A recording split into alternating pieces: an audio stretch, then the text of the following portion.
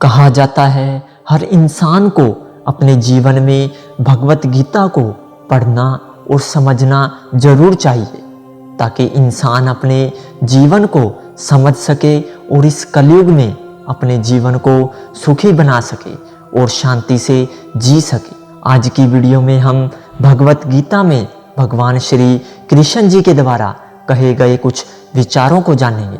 कोई भी इंसान अपने जन्म से नहीं बल्कि अपने कर्मों से महान बनता है। मन की शांति से बढ़कर इस दुनिया में कोई भी संपत्ति नहीं है। जो मन को नियंत्रित नहीं करते उनके लिए वह शत्रु के समान कार्य करता है।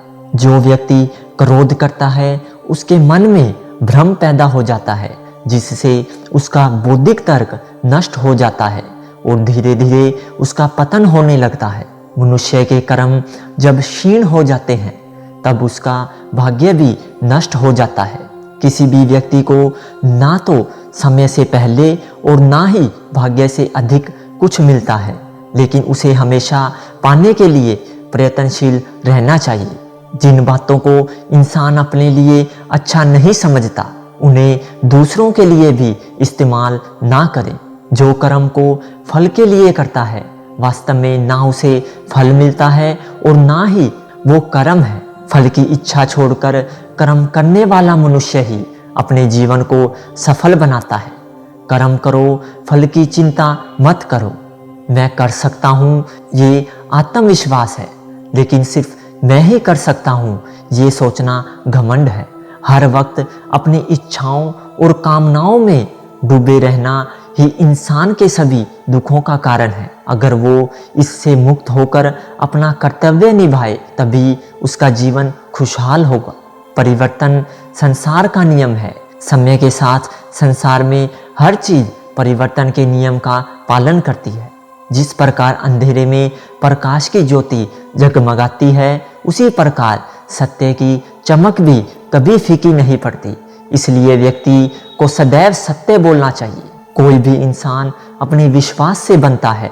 वो जैसा विश्वास करता है उसी के अनुसार बन जाता है।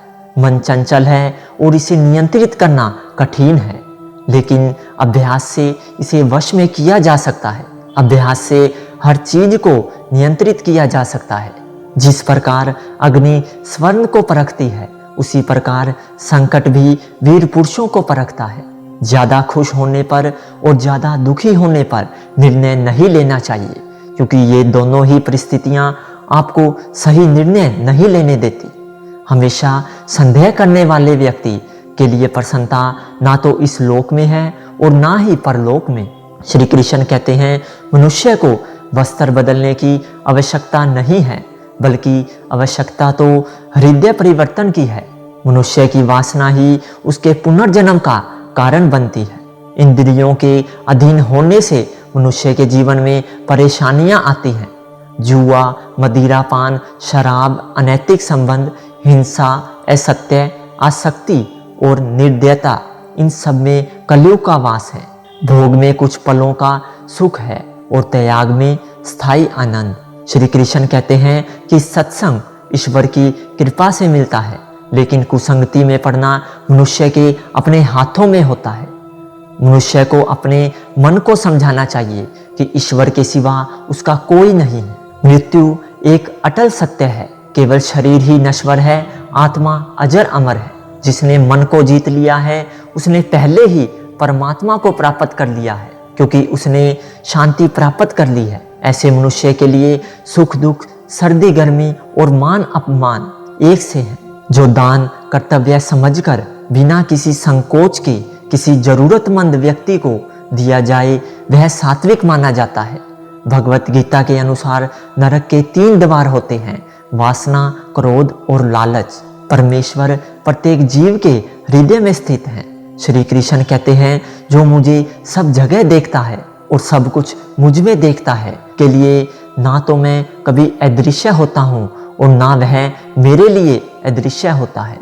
जो पुरुष सुख तथा दुख में विचलित नहीं होता और इन दोनों में समभाव रहता है वह निश्चित रूप से मुक्ति के योग्य है। जो विद्वान होते हैं वो न तो जीवन के लिए और न ही मृत्यु के लिए शोक करते हैं।